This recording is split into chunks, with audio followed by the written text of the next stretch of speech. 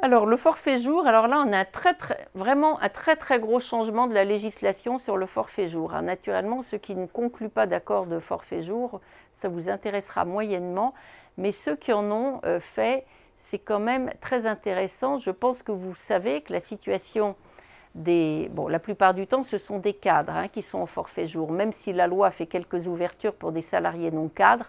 Ça me semble assez irréaliste de faire des forfaits jours pour des non-cadres, parce que déjà pour des cadres, c'est quand même pas simple à faire. Pourquoi? Parce qu'à la base du forfait jour, il faut, ce qui n'est pas expliqué dans les slides, parce que ça n'a pas été modifié sur ce point-là, il faut une grande autonomie. Or, il y a eu beaucoup d'arrêts de la Cour de cassation qui ont dit mais un directeur de magasin, même une grande succursale, etc., s'il est obligé d'être là aux mêmes horaires que les employés, évidemment pour surveiller leur travail, etc., eh bien, il n'est pas autonome. Un cadre dont on fixe les jours RTT, il n'est pas autonome. Donc pas autonome, pas possibilité de faire une convention de forfait jour. Il y a eu beaucoup de jurisprudence là-dessus, et puis il y a eu après une autre jurisprudence dont je vous parlerai juste après. Premier point, déjà, c'est qu'ils augmentent le nombre de clauses qu'il doit y avoir dans un accord collectif sur le forfait jour. Avant, le contenu du forfait jour était vraiment trop fait à minima. Il n'y avait pas beaucoup d'exigences du législateur et ça nous posait des problèmes. Et dans les cabinets, ça vous en posait quand vous aviez vous allez voir l'exemple que je vais vous prendre, quand vous deviez gérer des conventions de forfait jour. Alors, d'abord, en préambule, qu'est-ce qui prévaut sur le forfait jour? C'est l'accord de branche ou l'accord d'entreprise? C'est une question que je vous pose. Vous avez le droit de répondre. Eh bien, on est dans le domaine maintenant, depuis les accords conclus depuis le 10 août, c'est l'accord d'entreprise qui prévaut sur l'accord de branche. D'accord? Ça, c'est le premier point. Avant, le contenu du forfait jour, c'était dire quels sont les salariés susceptibles d'être soumis aux conventions de forfait jour. Donc, c'était prévu par les conventions collectives. Très souvent, ils disaient les cadres de niveau, par exemple 3 ou 1, enfin, ça dépend comment c'est organisé, sont susceptibles d'en relever dès lors qu'ils ont une certaine rémunération. Là, je me réfère un peu à ce qu'il y a dans la branche des bureaux d'études techniques. Le nombre de jours travaillés dans l'année, maximum combien le nombre de jours travaillés dans l'année? 218, absolument, mais il y en a certains qui mettent moins. Dans le bâtiment, il y a moins que 218. La durée annuelle à partir de laquelle le forfait est établi, on revient à peu près à la même chose, c'est-à-dire la période, c'est 12 mois, pas forcément l'année civile, ça peut être n'importe quelle période, la plupart du temps c'est l'année civile. Les caractéristiques principales des conventions, ce qui est quand même parfaitement vague. Et de ce fait, on avait souvent, très souvent, en tout cas sur la hotline d'Infodoc, qui continue d'avoir cette question, quand vous avez un salarié au forfait jour qui arrive en cours d'année ou qui part en cours d'année, comment calculer ses droits quand il s'en va? Bon, on va prendre l'exemple, au 1er janvier, il est présent, il part fin juin. Son forfait jour, c'est 218 jours, il n'a pas pris ses congés payés. On fait quoi? On lui doit quoi? Est-ce qu'il y a des jours RTT à lui verser ou pas? Ou des jours de repos? Parce que la notion de jour RTT et de forfait jour, c'est pas simple. Ou il a été malade, comment on fait? Comment on valorise une journée de travail pour savoir ce que vaut un jour quand il prend une absence non indemnisée ou qu'il est malade et qu'on ne l'indemnise pas? Il y en a certains qui divisent 218, qui prennent la base de 218 jours pour calculer la valeur d'une journée. On prend le salaire annuel et on prend 218 jours. Ça vous pose un problème ou pas, vous? Non? C'est ce que vous prendriez? Ben dans ces cas-là, ça veut dire que vous ne lui payez pas ses congés. Vous ne lui payez pas ses congés, vous ne lui payez pas les week-ends, vous ne lui payez pas les jours fériés. En fait, le seul accord de branche qui a prévu quelque chose à cet égard, comment on valorise un jour de travail, c'est la métallurgie, une fois de plus. Et c'est quand même intéressant parce qu'on ne peut pas, mais la plupart des entreprises ne sont pas posées la question pour valoriser une journée, mon salaire annuel divisé par 218, je dis non, ça fait un salaire journalier. Bon, la métallurgie de mémoire, ils font un 22, voilà, ils divisent par 12 et après un 22e, ce qui me semble beaucoup plus approprié. Donc, pour tenir compte des difficultés qu'il y a à gérer les conventions de forfait jour, parce que Dieu sait s'il y a du contentieux à la Cour de cassation, et puis à chaque fois, ce sont des problématiques de paye, c'est quand même pas forcément simple, et quand il n'y a rien dans l'accord, comment fait-on? Il y a eu plein de trucs, comment on valorise une journée de grève, etc. pour un forfait jour. Ils ont dit, pour simplifier les choses, on va exiger que les accords aient plus de dispositions, qu'il y ait un contenu plus précis, pour répondre justement au type de problématiques que je viens de citer, et puis aussi pour répondre aux exigences de la Cour de cassation en termes de repos, et ce, eu égard à la jurisprudence, à une directive européenne et à la jurisprudence de Bruxelles, pour simplifier, de l'Union européenne. Pourquoi? Parce que le droit à repos, dans le droit européen, est consacré de façon mais vraiment très très importante, et donc la réglementation française n'est pas toujours en adéquation avec le droit européen. Et sur les congés et sur le temps de travail. C'est pour cela qu'il y a régulièrement des arrêts de la Cour de cassation qui ont annulé la plupart des accords de branche sur le forfait jour qui sont passés sous les fourches codines de la Cour de cassation ont été annulés. Vous en avez tous entendu parler. Et donc, je prenais tout à l'heure l'exemple des bureaux d'études techniques, ils ont renégocié les forfaits jours.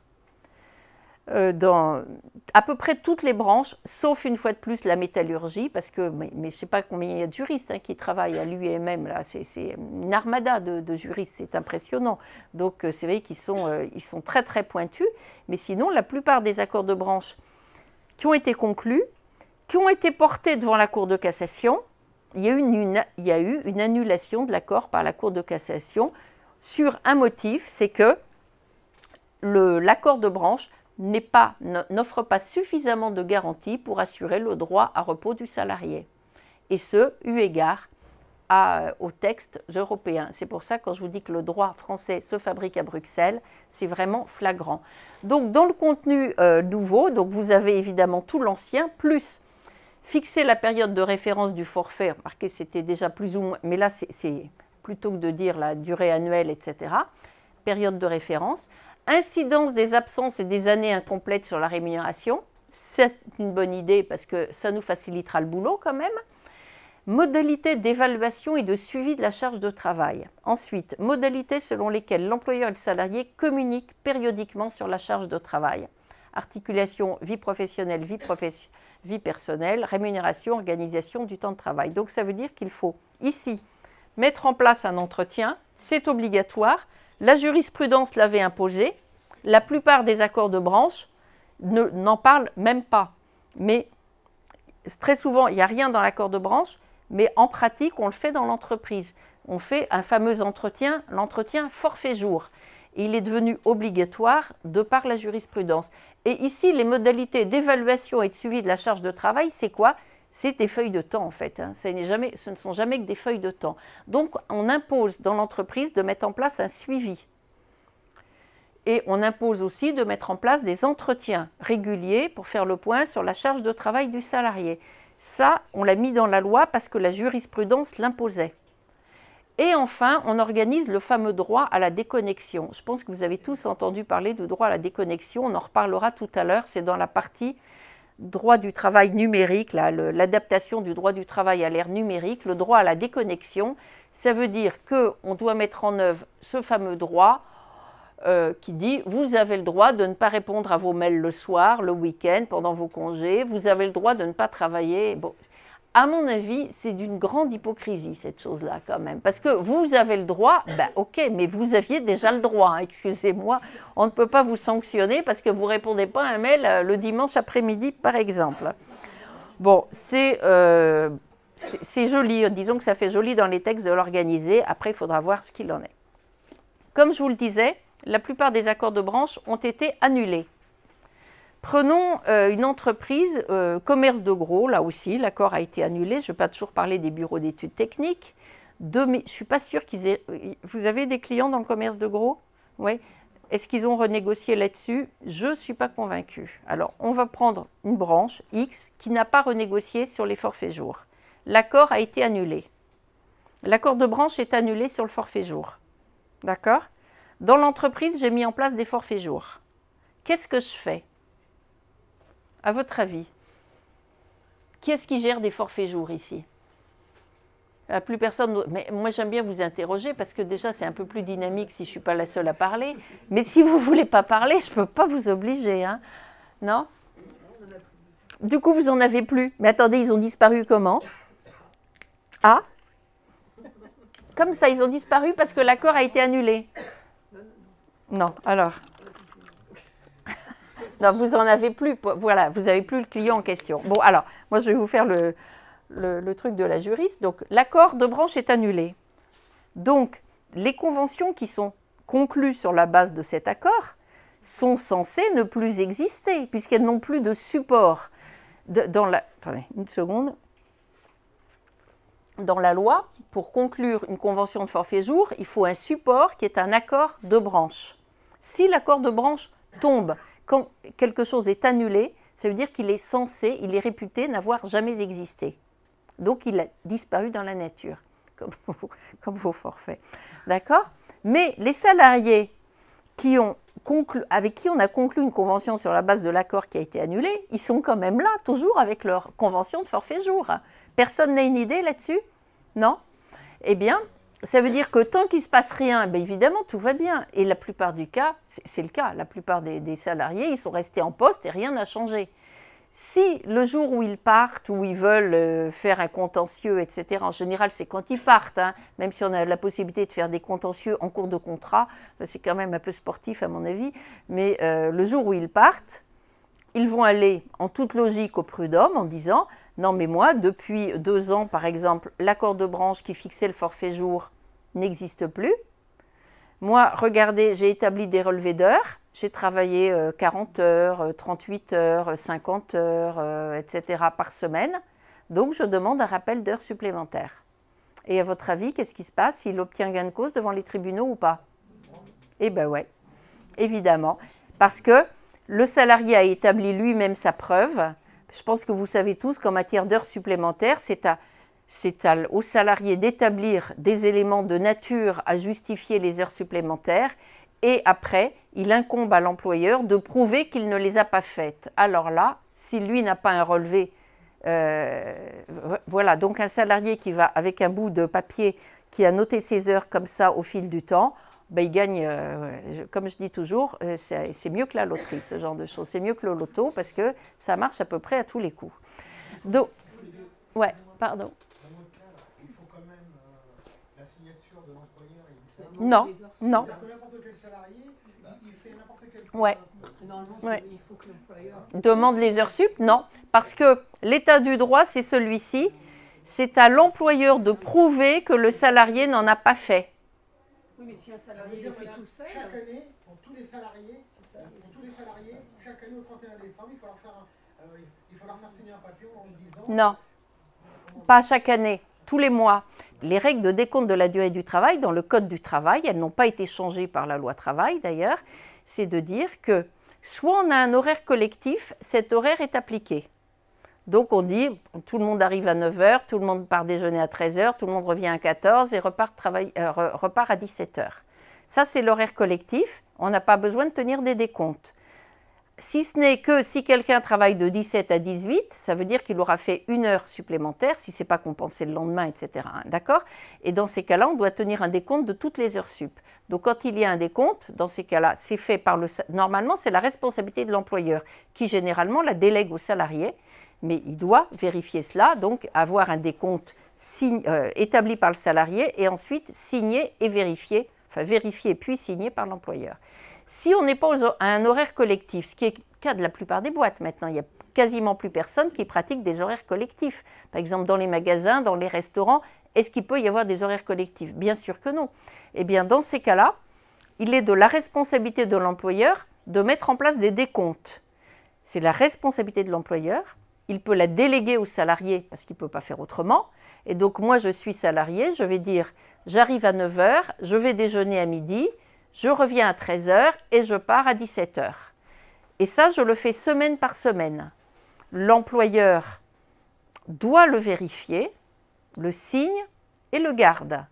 Si vous n'avez pas ça, vous n'avez plus que vos yeux pour pleurer le jour où vous êtes au prud'homme. Vous n'avez aucun élément de preuve. Et c'est la responsabilité de l'employeur. Et ça fait quand même on s'est intéressé à toutes ces questions-là quand? En gros, dans les années 2000, hein, parce que avant les 35 heures, tout le monde s'en moquait de tout cela. Ça n'intéressait personne. Mais les règles existaient déjà. Mais tout le monde s'en moquait.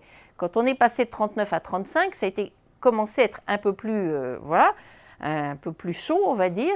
Et là, on a commencé à fixer ces règles-là, à s'en préoccuper. Il y a des conventions collectives type café-restaurant qui ont évidemment formalisé cela, parce que bon, dans les cafés-restaurants, bien entendu, les horaires sont extrêmement variables, mais quasiment toutes les branches ont mis des dispositions en ce sens, et sinon les dispositions légales sont celles que je viens de vous dire.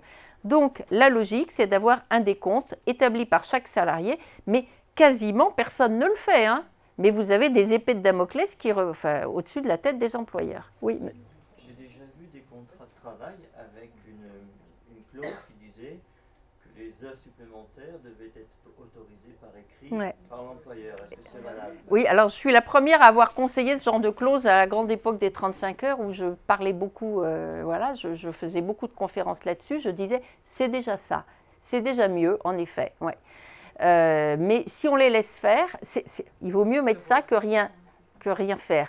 Mais il y a eu des jurisprudences qui disent il y avait ça dans le contrat, mais l'employeur savait pertinemment que le salarié restait le soir après 18 heures ou je ne sais quoi. Donc, bon, les deux se contredisaient et évidemment, c'est la bonne foi du salarié, enfin, c'est les papiers du salarié qui l'ont emporté. Il vaut mieux faire ça, mais il faut quand même, c'est vrai qu'il faut mettre en place des contrôles assez stricts de la durée du travail. Mais il faut que les salariés qui restent, il faut les sensibiliser au fait qu'il faut qu'ils fassent des décomptes, ceux qui restent le soir, ou qui font plus d'heures, quoi. Oui, madame. Moi, j'ai quand même une question, parce que le décompte qui est signé par l'employeur, il est en fin de mois. En fin de semaine, en principe, oui. Et qu'arrive-t-il si l'employeur n'est pas d'accord pour dire... Ah ben là, il faut contester tout de suite. Il faut contester tout de suite. Ce que me racontent les consultants là sur l'outline, c'est que très souvent, quand il y a des contentieux sur les heures supplémentaires, l'employeur, finalement, c'est au moment du contentieux qu'il dit « Ah non, mais moi, je conteste les heures qui ont été faites. » Et à ce point, on est obligé de lui dire « Mais pourquoi vous n'avez pas contesté ?» Parce que j'avais des relevés qui étaient établis, etc., sous le contrôle de l'employeur, mais il n'a jamais rien dit. Et au bout de 3 ans, il dit « Ah ben non, je ne suis pas d'accord sur ces heures. » Eh bien, si vous n'êtes pas d'accord... Une fois qu'elles sont faites. Non, mais oui, mais alors, moi, je pense... Après, ce sont des rapports, c'est les rapports humains, hein. C'est-à-dire que le salarié qui fait ça une semaine, vous lui dites, bon, ben, viens voir dans mon bureau, et qu'on lui explique en disant, ok, tu es peut-être resté 1 heure de plus, mais je ne vais pas rentrer dans le détail, combien de cigarettes tu es allé fumer dehors, et ceci et cela, etc. Combien de temps tu as passé sur Internet, parce que c'est ça, hein, la réalité. Je ne dis pas tous les salariés, loin de là, mais... Je pense aux cigarettes parce que pour moi, c'est un vrai problème à gérer ce truc-là. Mais entre les salariés qui fument et qui ne fument pas, il y a des...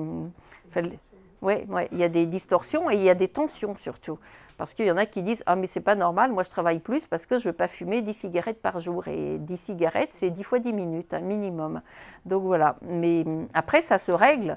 Je n'ai pas des textes de loi pour tout, bien heureusement. C'est pour ça, moi je pensais que c'était en amont. Non. L'employeur disait cette semaine, tu vas faire tant d'heures. Ah, mais normalement, l'employeur aussi peut décider, peut dire « Moi j'ai besoin d'heures sup cette semaine », bien entendu. Mais après, il faut tout formaliser parce qu'on est dans un domaine juridique et si je n'ai pas de preuves, je n'ai pas de preuves. Donc c'est comme si... Et si je n'ai pas de preuves, en clair, c'est l'employeur qui perd dans ces cas-là. Parce que le Code du travail sur la gestion des heures sup, attention, est organisé. Bon, c'est pas tout à fait égal comme mode de preuve. D'accord ? Mais pourquoi ? Parce que ça repose, le décompte de la durée du travail repose sur l'employeur. Alors, on va avancer un peu. Donc, la jurisprudence actuelle, je vous l'ai indiqué, donc il peut demander un rappel d'heures sup. Donc, on voit bien qu'on est dans une impasse. Donc, ce que je conseillais aux entreprises qui avaient ça, enfin aux experts comptables, hein, puisque les clients sont les experts comptables qui ont eux-mêmes leurs propres clients, je leur disais, vous modifiez par accord avec le salarié un avenant au contrat de travail pour supprimer cette convention de forfait jour pour la transformer en autre chose. Je ne vais pas rentrer dans le détail, sinon je suis partie pour 2 heures. Convention de forfait en heure notamment. Mais il faut un accord, c'est un avenant au contrat. Maintenant, ce qu'ils disent, c'est que si l'accord est incomplet, parce qu'il n'y a pas de clause sur l'évaluation, le papier à remplir justement, l'évaluation de la charge de travail, ni sur les entretiens, donc l'accord est incomplet sur ces 2 points, hein, parce que ces 2 points maintenant sont obligatoires dans les accords, eh bien, les conventions de forfait se poursuivent quand même et l'employeur peut en conclure de nouvelles, mais à condition d'établir un document de contrôle avec le nombre et la date des jours travaillés, s'assurer que la charge de travail est compatible avec les repos, alors ça c'est très difficile à mon avis à mettre en œuvre, mais bon, et organiser un entretien une fois par an. Et il doit aussi organiser les modalités du droit à déconnexion, les communiquer aux salariés. Donc ça veut dire qu'unilatéralement, maintenant, l'employeur peut sécuriser son forfait jour. Ce qui est quand même, je peux vous dire, pour ceux qui ont conclu des forfaits jours sur la base d'accords qui ne sont pas complets, ce qui est le cas de 9/10 des accords collectifs relatifs au forfait jour sont incomplets, c'est quand même une bouffée d'oxygène. Et ça, ce n'est pas lié à la taille de l'entreprise. Que l'entreprise soit petite ou grande, tout le monde peut y aller. Ce n'est pas très compliqué à organiser et on peut le faire à partir du 10 août. Et donc, sincèrement, si vous avez des entreprises au forfait jour, je pense que ça vaut le coup de faire un mini-audit pour savoir est-ce que le forfait jour tient, est-ce qu'il y a ces clauses-là, et s'il n'y a pas ces clauses-là, vous le faites seul ou vous le faites avec un cabinet d'avocats, mais vous avez intérêt à les sécuriser tout de suite. Et vous n'avez pas besoin de l'accord du salarié, vous le sécurisez unilatéralement, mais à condition d'établir ce document, s'assurer que la charge de travail est compatible avec les repos. Alors, il y en a certains, comment on s'assure de ça? Sur les relevés de forfait jour que vous établissez, il est indiqué, donc vous avez des tableaux Excel avec tous les jours, j'ai travaillé tel jour, etc. C'est indiqué en dessous que le salarié ne doit pas travailler plus de 48 heures par semaine, ne doit pas travailler plus de 10 heures par jour, ni 48 heures par semaine. Et naturellement, s'il y a des durées différentes dans la convention collective, vous prenez en considération les durées de la convention collective. Le salarié signe, l'employeur contrôle et c'est signé aussi, enfin c'est gardé après par l'employeur. Voilà. Donc ça c'est vraiment, c'est une disposition qui apporte beaucoup de souplesse aux entreprises. Alors quelle est la portée de ces nouvelles dispositions? 10h30, je pense qu'on va traiter les questions. D'abord, est-ce qu'on a vraiment renversé? Est-ce que c'est une révolution? Est-ce qu'on peut dire qu'il y a un renversement de la hiérarchie des normes avec la loi? Moi, je considère que non, parce qu'on avait déjà cette possibilité sur à peu près tous les domaines depuis la loi de 2004. L'accord d'entreprise pouvait déroger à l'accord de branche sur à peu près l'ensemble des dispositions qui touchent la durée du travail, hein, évidemment. Mais à des conditions super compliquées parce qu'il fallait que et l'accord de branche et l'accord d'entreprise aient été conclus après 2004. Or, en matière de durée du travail, tous les accords de branche, ils ont été conclus quand? Juste après les lois Aubry. Et donc, personne ne voulait remettre l'ouvrage sur le tapis. Hein. Donc, bon, difficile à mettre en œuvre. Donc, la loi travail, elle s'inscrit dans ce mouvement, elle simplifie les règles, et puis de toute façon, c'est quand même la tendance, on dit toujours, il faut que les règles soient fixées au niveau de l'entreprise. Et je pense que ceci va devenir d'autant plus important qu'un autre volet de la loi travail indique qu'on fera tout à l'heure. Il va y avoir une restructuration des branches professionnelles. Actuellement, nous avons à peu près 700 branches. L'objectif est de venir à 200. Je ne sais pas quand on y arrivera. Hein. À mon avis, c'est le gros chantier des années qui viennent, c'est la restructuration, la diminution. Là, on parlera véritablement de simplification du bulletin de paye. Hein, quand vous n'aurez plus que 200 conventions collectives au lieu... Ils ne savent même pas compter au ministère du Travail. Personne ne sait combien il y a de conventions collectives. C'est quand même ahurissant. Hein. Eh bien, moins il y aura de branches, plus ça sera compliqué d'établir au niveau de la branche des règles adaptées au profil de l'entreprise. Donc il est évident, ça va dans le sens de l'histoire, de dire que les règles se mettent en place dans l'entreprise. C'est une évidence, il doit y avoir des verrous au niveau de la loi, etc.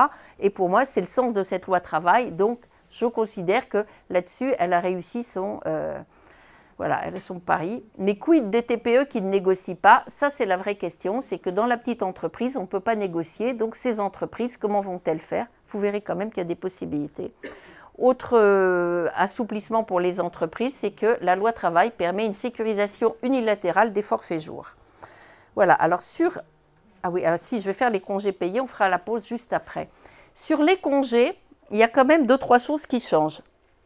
Vous savez que la période de référence pour les congés, vous la connaissez tous. Alors c'est laquelle? Là, vous allez parler. Vous la connaissez.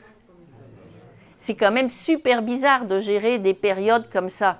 Quand vous avez une entreprise où vous gérez des RTT sur l'année civile et des congés payés sur une période de mai à juin, c'est quand même pas simple.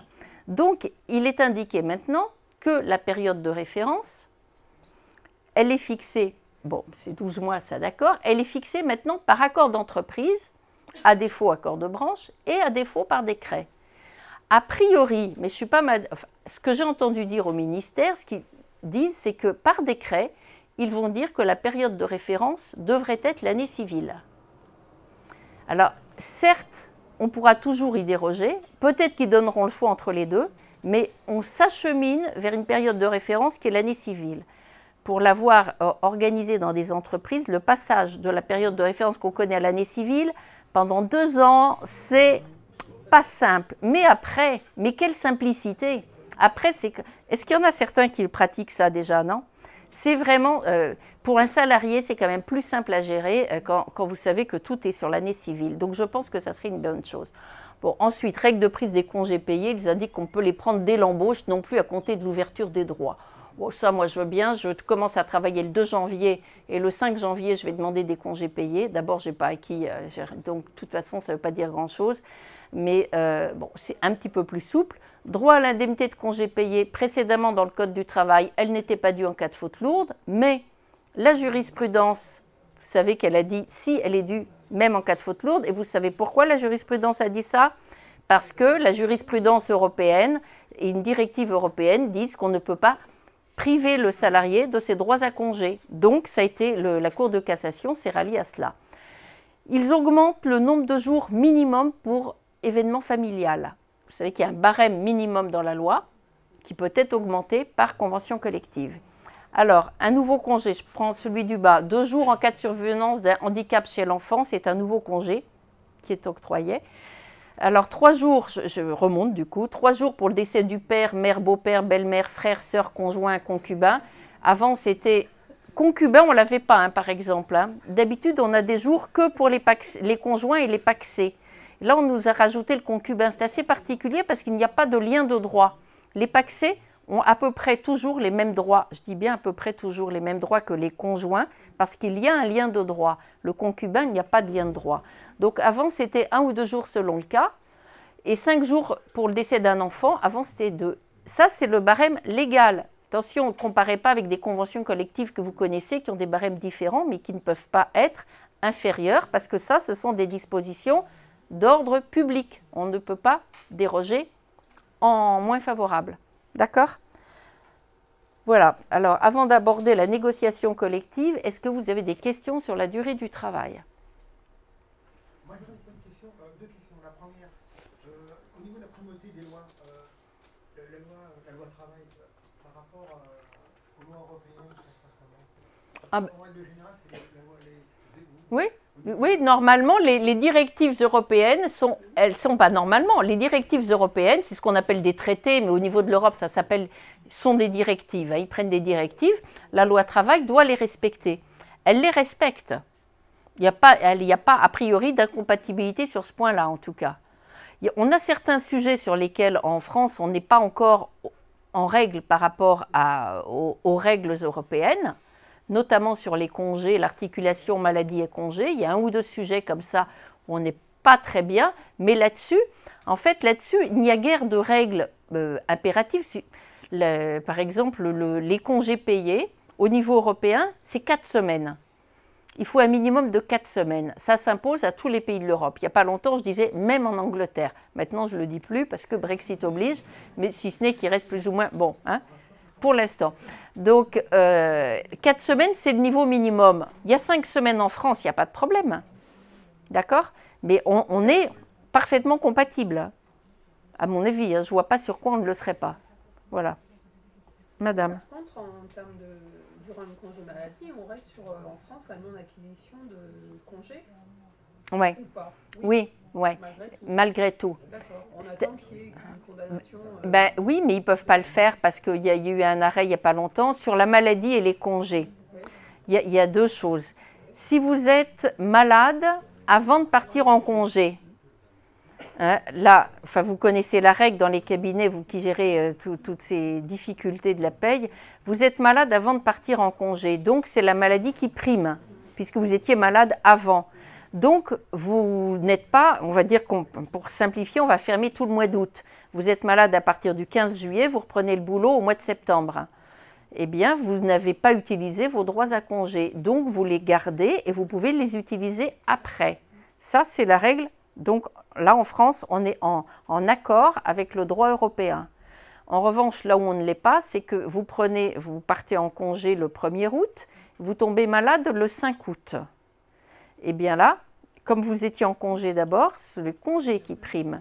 Et là, vous ne pouvez pas, vous ne récupérez pas les congés qui ne sont pas pris. Là-dessus, nous ne sommes pas en règle. Et la Cour de cassation le sait bien, mais comme c'est des litiges entre personnes privées, la Cour de cassation ne peut pas imposer, de toute façon, elle ne peut pas imposer au législateur de changer la règle, c'est au législateur de changer la règle. Donc, dans son rapport annuel, tous les ans, la Cour de cassation fait un rapport, gros pavé, très intéressant, et elle a dit sur ce point-là, on demande une modification de la législation. Ça fait quand même 3 ans qu'il le demande. Pour l'instant, le législateur ne le fait pas parce que ça aurait des répercussions beaucoup plus importantes. On ne perd jamais son droit à congé. Donc moi, j'imagine le cas d'un salarié qui est malade ou absent pour accident du travail ou maladie toute l'année. Il générera des droits à congé le jour où on arrivera là. C'est aussi pour ça que le législateur bloque un peu les choses.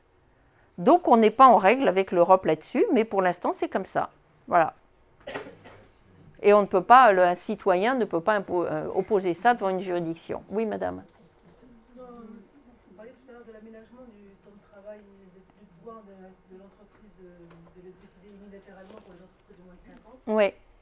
S'il y a des représentants du personnel, ils peuvent quand même, sur 9 semaines... Oui, ils peuvent le faire. Ils peuvent le faire unilatéralement s'ils ne veulent pas négocier. Ouais. Sans consulter le... Mais, alors attention, quand on a un CE ou des délégués du personnel, on est obligé de les informer et de les consulter au préalable avant de mettre en place quelque chose.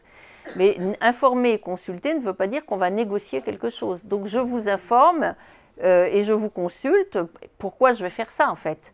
C'est vrai que dans ces cas-là, on se demande pourquoi ils ne signeraient pas un accord d'entreprise avec eux, parce que ça sera, à mon avis, c'est beaucoup mieux de signer un accord d'entreprise, parce que 9 semaines, c'est quand même un peu bancal par rapport à la période de paye, mais bon, enfin, l'avantage du 9 semaines, c'est que ça correspond à 2 mois, parce que 4 semaines, ça correspondait à peu près à rien. Donc c'est déjà pas mal, mais on informe et on consulte, et après, c'est toujours pareil, c'est l'employeur qui dispose. Une fois qu'il a informé et consulté, il fait ce qu'il veut, comme tout le reste, d'accord ? Ça ne relève pas obligatoirement de la négo. Alors, encore une chose, dans les accords d'entreprise, quand il y a des CE et des personnels, mais sans syndicat. Alors ça, c'est pour tout à l'heure, c'est la partie négo. Ouais.